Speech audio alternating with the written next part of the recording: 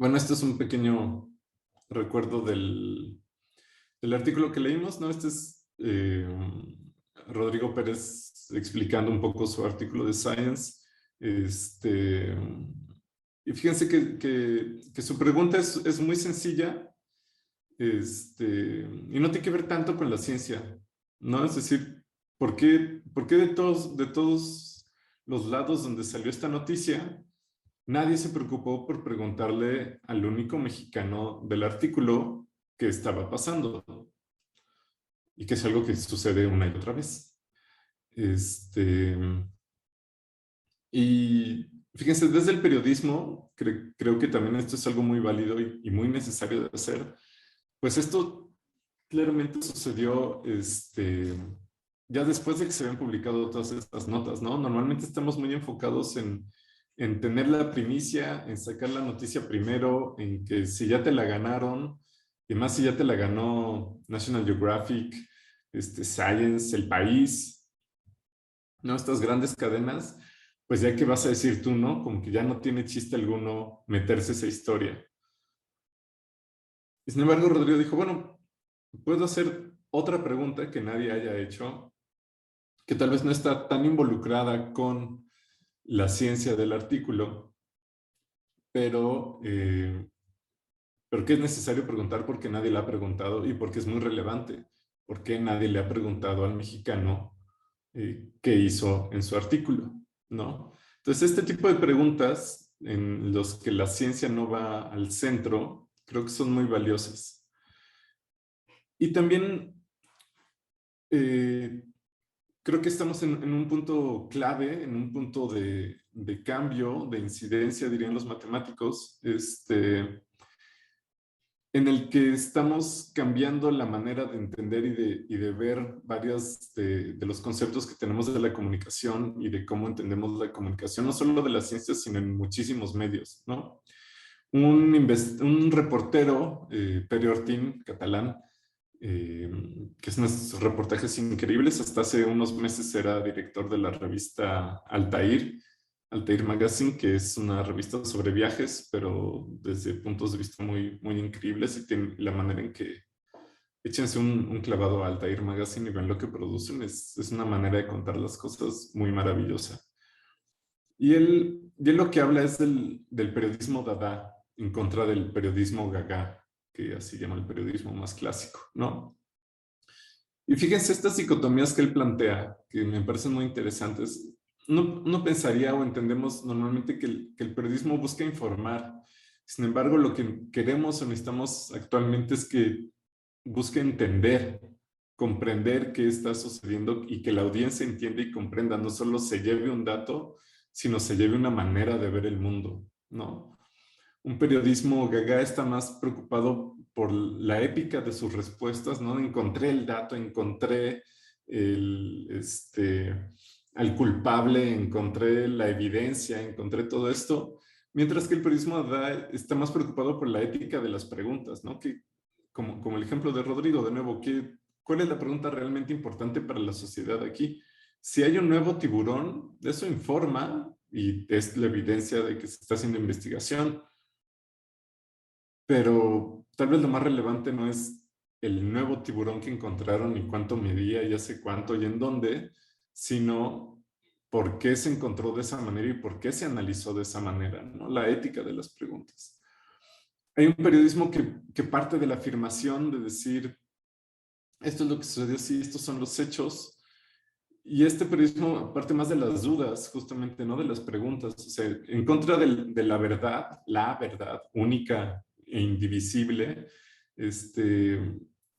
casi cualquier objeto que vean, incluso en la ciencia, son muchas verdades, ¿no? Son muchas maneras de ver un objeto y no es que una esté bien o mal, o un suceso, o una historia, o un dato, sino que hay muchas maneras de entenderlo y de procesarlo, ¿no? De nuevo, dice Richard Lewontin, que se nos murió este año, un gran biólogo evolutivo y comunicador también de la ciencia, y creo que ya se los había dicho, tenemos que dejar de pensar en que la ciencia, así, la ciencia solita, objetiva, este, poseedora de la verdad es aquello que hacen los científicos, sino definir a los científicos, los humanos, las personas, como aquellos que hacen ciencia. Y entonces descubrimos que la ciencia es un producto humano y que por lo tanto tiene pues todo lo que tiene cualquier producto humano, ¿no? Tiene errores, tiene sesgos, es propensa o bueno, es susceptible a, a la corrupción, a distintas cosas, ¿no? Entonces, en vez de hablar de hechos incontrovertibles, podemos saber que los hechos son insuficientes, ¿no? O sea, sí hay que conocerlos, sí hay que tenerlos, sí hay que compartirlos, sí hay que exponerlos, pero eso no es toda tu historia. Tienes que ver qué preguntas haces con estos hechos, de qué estás hablando, a quién le estás hablando, todas estas cosas. Entonces, más que pensar en una fábrica de notas de comunicación, en una fábrica de reportajes o de videos o de podcast, piensen en un laboratorio que está experimentando maneras de contar las cosas y puntos de vista desde dónde contar las cosas, ¿no? Bueno, se sigue, ¿no? En vez de coser hay que tejer, en vez de hablar de uno mismo, de la ciencia desde la ciencia, hay que hacerlo desde fuera. Bueno, esto aplicado a la comunicación de la ciencia, ¿no? Pero de nuevo, Perortin, a pesar de que se formó como biólogo, es biólogo en su licenciatura, pues bueno, está hablando del periodismo en general. En vez de autoritarismos machistas, hablar de complicidades igualitarias, no ser extractivista de tus datos o de tus historias, sino hacer las cosas en colaboración, en contribución entre todos. Entonces, pues bueno, les dejo esto del periodismo para que repiensen un poco las cosas. Noten lo que les decía la vez pasada, en vez de los géneros y la especialización funcional, ¿no? De tener tu receta de, para la crónica hago esto, esto y esto, para mi nota hago esto, esto y esto, para mi reportaje hago esto y esto y esto. Buscar un collage, un remix, una creación, un algo nuevo, ¿no? Tomar, de nuevo, qué herramienta me sirve más para responder mis preguntas, más que desde qué género lo voy a abordar. Debemos mostrar la ciencia que queremos o que nos gustaría que sucediera. Esto también ya lo discutimos un poco, ¿no? Cómo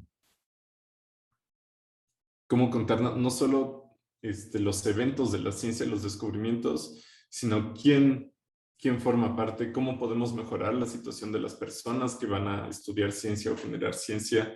De nuevo, no hablar del científico lobo solitario que trabaja en las noches y es un genio y a él solito se le ocurren las cosas, sino hablar de equipos de trabajo, de cuidados, de cómo se cuidan unas con otras las mujeres en la ingeniería, de cómo se hacen responsables por la salud mental de sus estudiantes, las universidades. Esas también son historias de ciencia que valen la pena contar. Entonces, es un poco hablar también desde las periferias. ¿A quién le hablamos? ¿Desde dónde? ¿Sobre qué temas? No recuerden también lo que habíamos mencionado. La comunicación de la ciencia normalmente son estos grandes descubrimientos, ¿a quién le dieron el Nobel?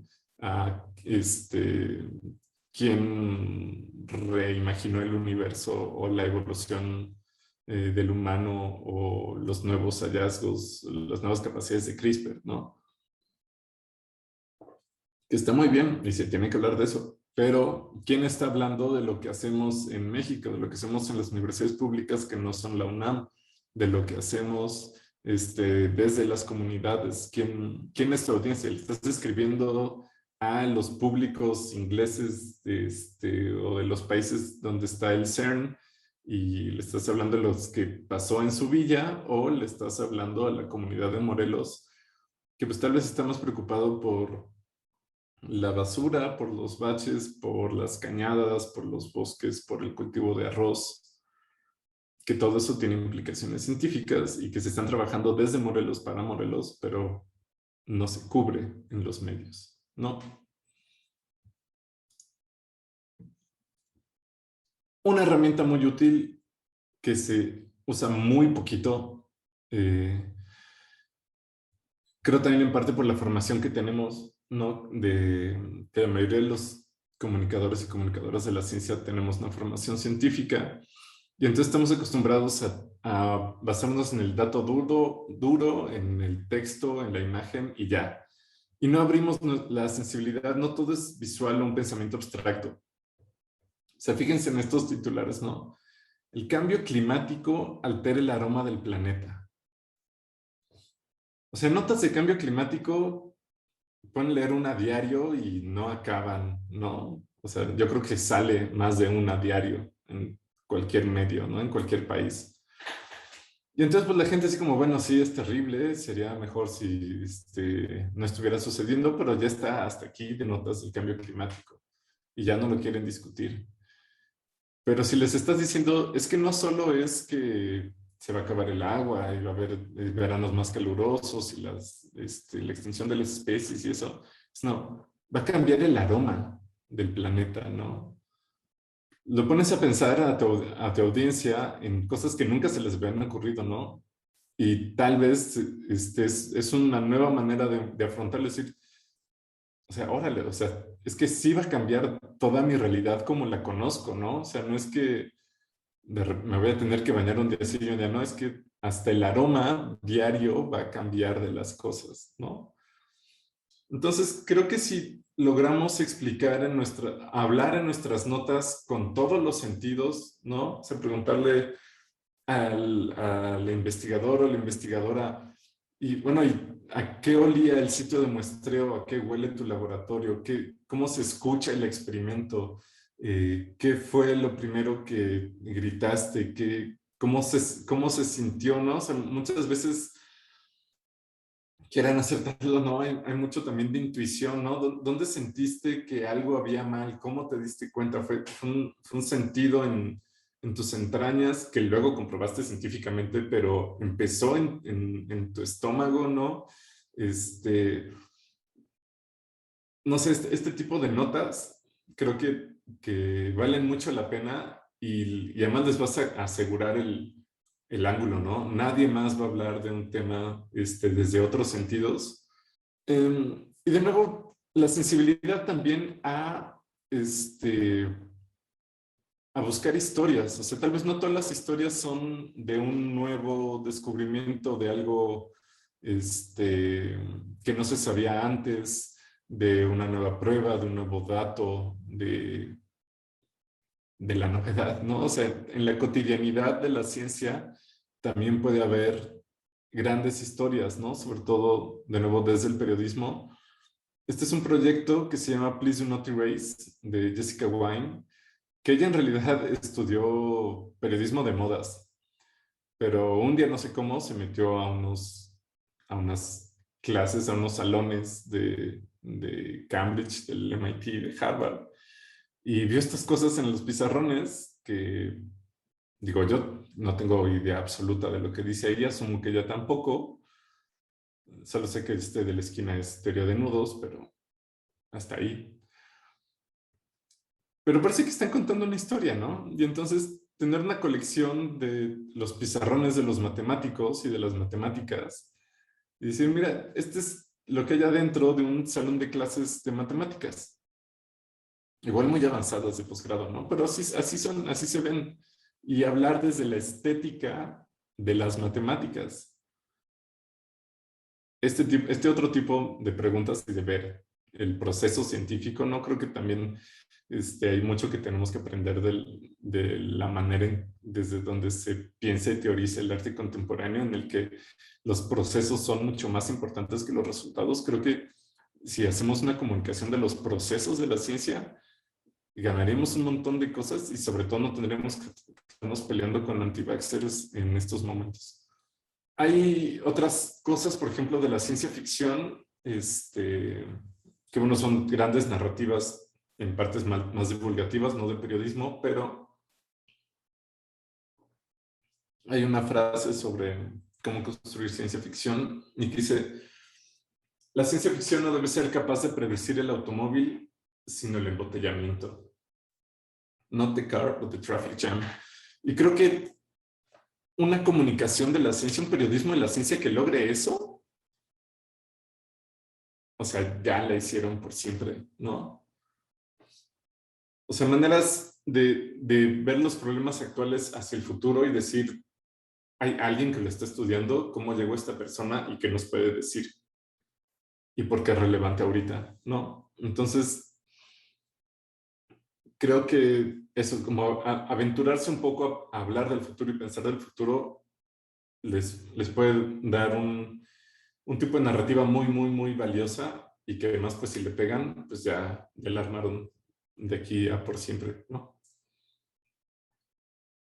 Y también tener en cuenta es a la hora de construir mundos en los procesos creativos de la ciencia ficción, eh, también te hacen preguntarte sobre la luz y la oscuridad, ¿no? Se piensen literalmente en un mundo, en una esfera, en un planeta, que le echas luz de un lado y dices, bueno, sí estás iluminando esta mitad, ¿no? Que es la historia que llevas, eh, cómo es ese mundo, cuáles son sus tradiciones, cuál es lo más importante dentro de esa sociedad, como distintas cosas, ¿no? Pero, ¿qué es lo que no estás contando? ¿Qué es lo que quedó oscurecido? ¿Qué es lo que queda por debajo? Que sigue siendo parte de tu mundo, que por alguna razón no estás contando, y si es relevante que lo cuentes, o si muchas veces ahí está como el fondo de la trama, ¿no? Dentro de la ciencia ficción, de la parte sorpresiva, la parte que no viste ver es porque se estaba llevando a cabo en la parte oscura. También creo ahí es válido hablar bueno, en cierto tipo de periodismo cultural le llaman conexiones lejanas, en la que puedes generar una narrativa que no tenga un tema en sí, justo, ¿no? Que sea medio de acontecimientos, de singularidades, de coincidencias, por ejemplo, ¿no? Que simplemente te lleve a dar un paseo por un campo semántico y que tu único punto de por qué hacer este producto de comunicación o de divulgación sea llevar a tu audiencia de viaje. Juntar estos puntos en que distintas ramas de la ciencia o distintos puntos se vayan uniendo a través tal vez de coincidencias, de nombres similares, de tipos de medición, de experimentos, y que tal vez no aporta nada nuevo, tal vez no hable de ningún evento coyuntural en ese momento, no hable del nuevo descubrimiento, pero tal vez nada más es una nueva manera de ver las cosas y una manera de juntar, de nuevo, de mezclar géneros un poco, ¿no? Porque a veces también es como, este artículo es de biología, este artículo es de química, este artículo es de física, este artículo es de cosas, ¿no? Esto es de microbiología, esto es de ecología, esto es de biología evolutiva, esto es de taxidermia, esto es de filogenética de insectos. O sea, digo, está bien la especialización, es muy útil, pero a veces como mostrarte todo un espacio de la realidad que puede ser comprendido por varias áreas de la ciencia a través de pequeños puntos que se unen afuera de grandes historias, es muy bonito. Es, de nuevo, también complicado de lograr, pero creo que es algo que se puede llevar a cabo de gran manera y de manera muy divertida. Y entonces ahí tienes como varias historias como anécdotas que se van juntando y llegan a una historia más grande que lograste unir de distintos hilitos. Otra parte que tomo del arte, ¿no? De que salieron Deleuze y Guattari, sí, Deleuze y Guattari, que hablan de la deconstrucción y de la fragmentación. Y creo que la fragmentación es algo muy, muy útil en cuanto a la comunicación y al periodismo científico. Romper estas grandes historias, ¿no? Entonces eso, o sea, conceptos que ya se tienen estandarizados, en los que nadie duda, en los que se utiliza incluso en los medios de forma casual, ¿no? Ya sea el genoma humano ya es un concepto que aparece en los medios más o menos en repetidas ocasiones que no lo vuelven a explicar porque ya se saben de qué habla, bueno, vayan y pártanlo y vean qué hay adentro. ¿Realmente está hecho de lo que creemos que está hecho o no?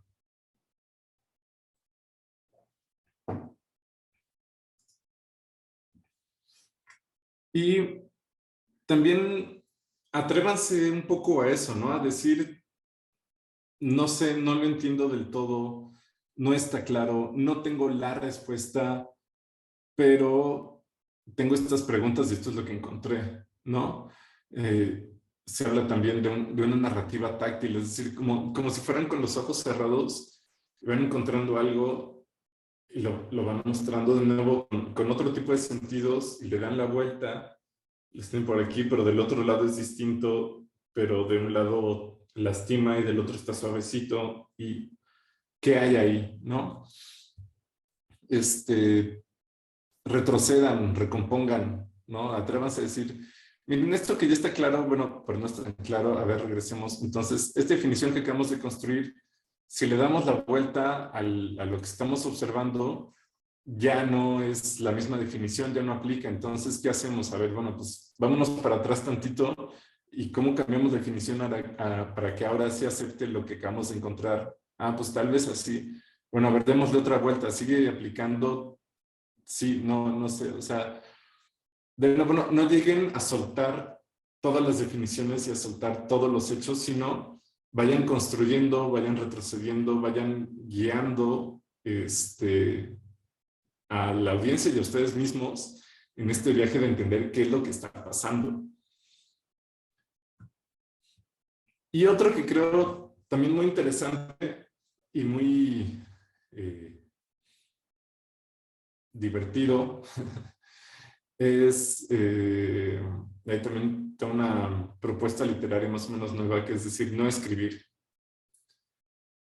Es decir, agarra un texto, otro texto, otros muchos textos, un texto generado aleatoriamente con un algoritmo, lo que sea, un paper, un capítulo de un libro, otro texto de divulgación tuyo de alguien más, remárcalo, recórtalo, ponle flechas, dóblalo, haz un collage, remixéalo, hazle una curaduría, ¿no?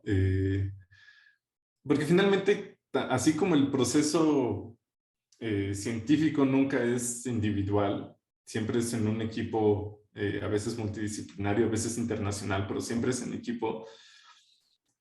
Hacer divulgación y comunicación de la ciencia también, o sea, aunque tú seas de repente tu editor y tú eres el que escribe todo esto, pues estás platicando el tema con tus cuates, estás eligiendo a quién leer para armar la nota. O sea, yo también creo fervientemente que no podemos sacar más de lo que tenemos dentro. Por eso les hablaba la clase anterior también de sus consumos.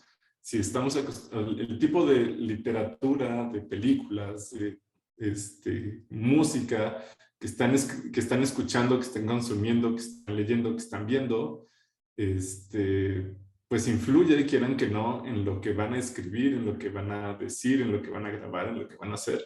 Entonces, pues tomen directamente estas fuentes e incorpórenlas tal cual van en su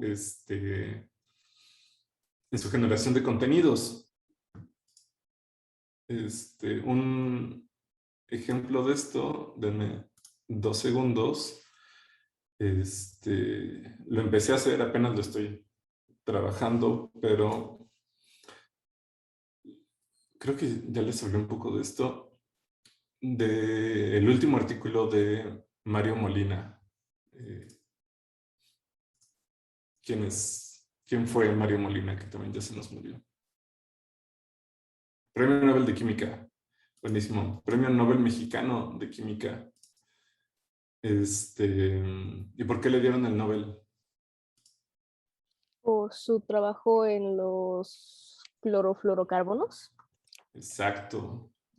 ¿Y qué hacen los clorofluorocarbonos?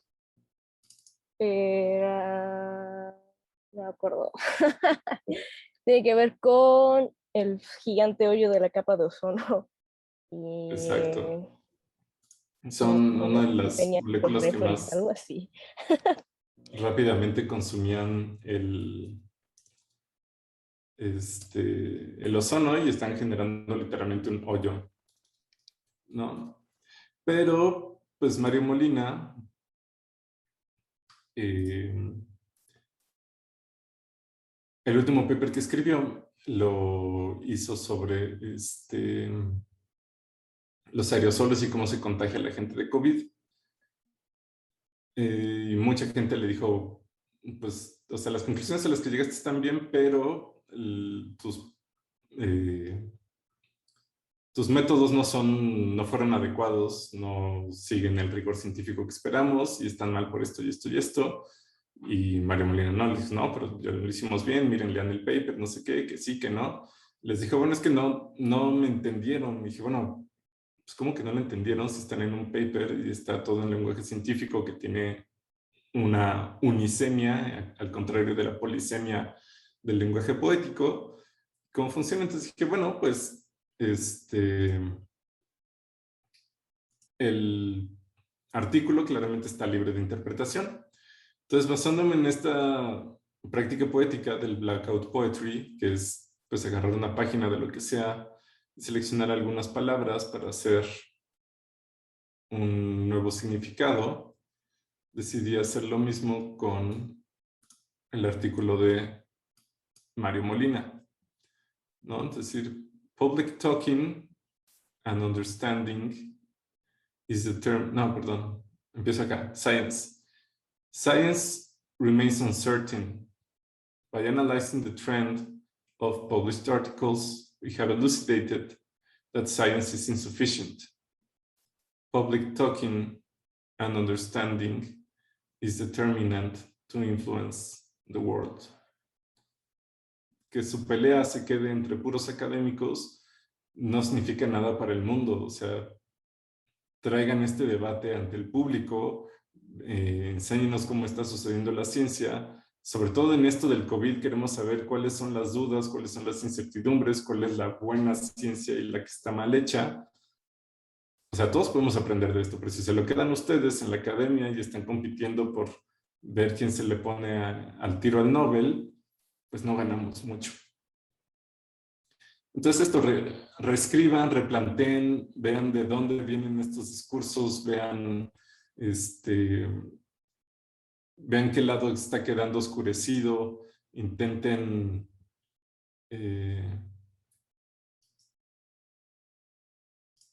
intenten ver cuáles son las preguntas éticas, intenten ver cómo forman la narrativa desde sus dudas, vean cuáles son los límites, dónde está la incertidumbre, dónde está la parte difusa, vean todo, o sea, vean las periferias, vean todo este tipo de narraciones que se pueden conseguir. Y pues nada, si deciden seguirse dedicando total o parcialmente a la comunicación de la ciencia, pues mucha suerte y aquí estamos para echarles la mano.